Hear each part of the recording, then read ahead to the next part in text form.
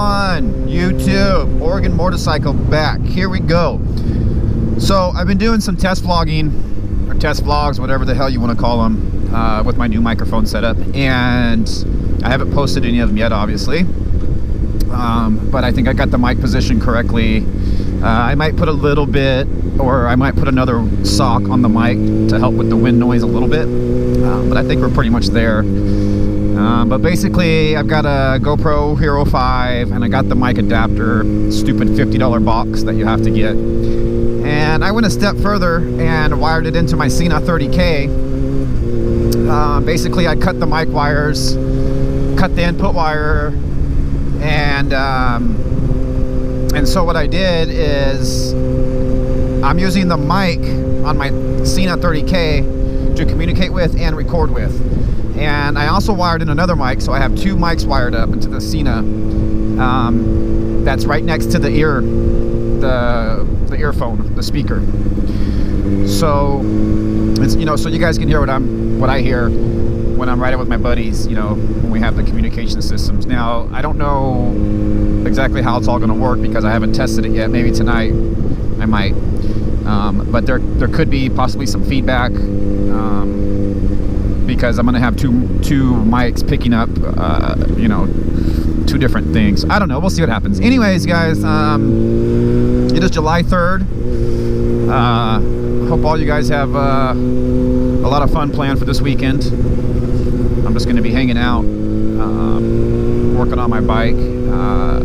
Let's see, Friday after work, I'm pulling my my front end apart, pulling the forks off, and Saturday morning I'm taking them down to my buddy's house and we're gonna redo the fork seals, new fork oil, all that good stuff. So I'm really looking forward to that. And then I'll be putting a new back tire on here probably next week and that kind of thing. So yesterday I went home and I was working on some wiring on my bike. I'm gonna install a USB charger that has a voltage display. And as you guys know, I have this fan switch right here. Well, the fan switch I just wired up temporarily into the fuse box that's underneath the tank here, and it's a constant hot lead. So there's been a couple times where I've walked away from the bike and my fan's still been on.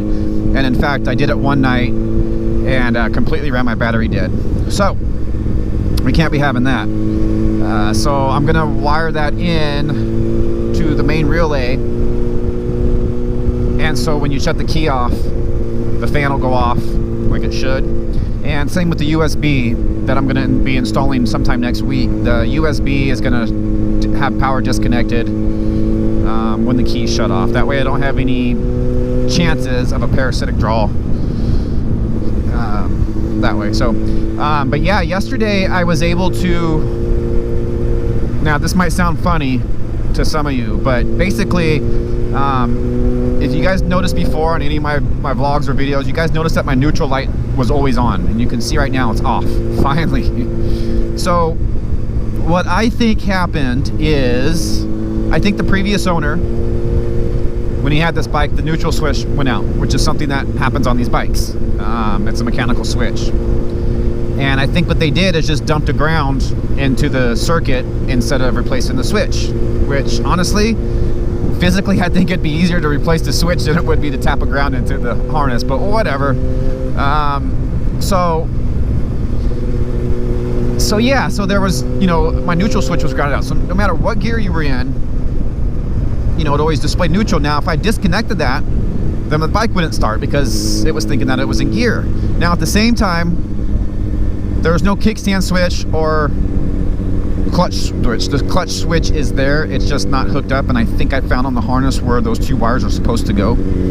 So I was kind of left with that. Now I was also left with, let's see, it's been 3 times since I've owned this bike. I've been riding it for the past 3 months. So 3 times, and it happened to me yesterday. And I said enough is enough. I've taken off with the kickstand down, which is super, super, super dangerous. Yeah, I've even read a report of a guy injuring himself to the point where it was a fatality because his kickstand was down. You know, I think it had something to do with him going through an apartment complex or something. I don't know the details. I read the story like 20-something years ago or whatever. So it was always a big deal to, you know, have the kickstand up when you ride. And if you guys don't have a warning system on your bike of any kind, I suggest you do something about it, because it could really, really screw your day up. But anyways, what I did is I hooked a switch up to the kickstand, which is just some generic, you know, little roller switch or whatever you call it. And I tapped that in to the neutral light, okay? So for the time being, if my kickstand's down, my neutral light's gonna be on. So I know that if I have any lights on the dash and something's up, I'm taking off or whatever, it's not gonna kill the bike. I couldn't wire it in that way at the moment. But for now, it's much better. So the kickstand's down.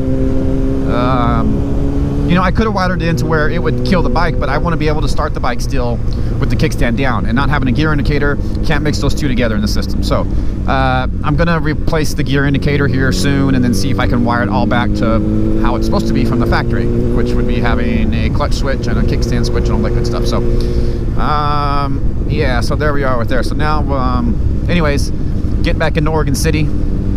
Yeah, OC baby. And got off work early today. As you can see, it's barely past 11 o'clock on the dash of the 04 R6. I don't even know what I'm going to do with the rest of my day. Oh yeah, I'm going to go home and I'm going to put the I don't know what you call them. They're little they're little spacers that go behind my speakers for my Sena, so I can get the speakers a little closer to my ear. The Sena 30k, you guys, is great. I don't have anything to compare it to. I've never used a comm system before, but it's pretty rad. I'm really enjoying the music and the connectivity to my phone. When I first got it, I FaceTimed my mom, you know, as I was riding my motorcycle. That was pretty sweet. So one thing I do notice with the 30k is when the music is at full volume, I can get a little bit of distortion on certain songs, and that's at full blast. But if I turn it down a notch, the distortion goes away and all that good stuff. So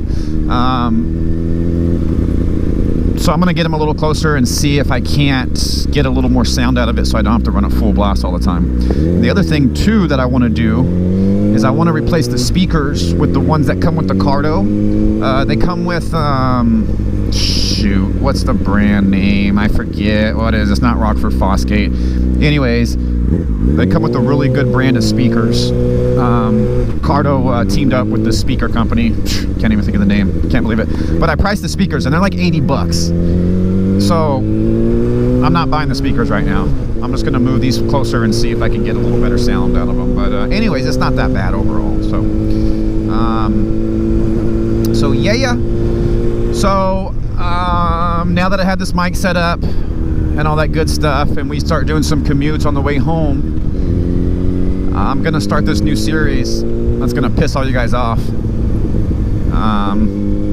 It's got a little something for everybody, but just to give you a little hint of what it's gonna be like, I'm just gonna come out and say, you know, I've lived in a handful of states. One of them being California, some of you know, some of them back east. I lived in Colorado for a while. Beautiful state. I love Colorado. And in no other state that I've lived in or been in or driven in have I seen driving habits like I'm seeing here in Oregon.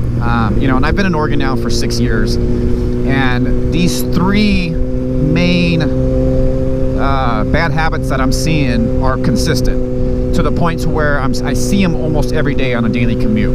And these bad habits that I'm seeing here in Oregon, number one, they're causing congestion and more traffic. And as you guys all know, the traffic's getting worse and worse every day here in the Portland metro area.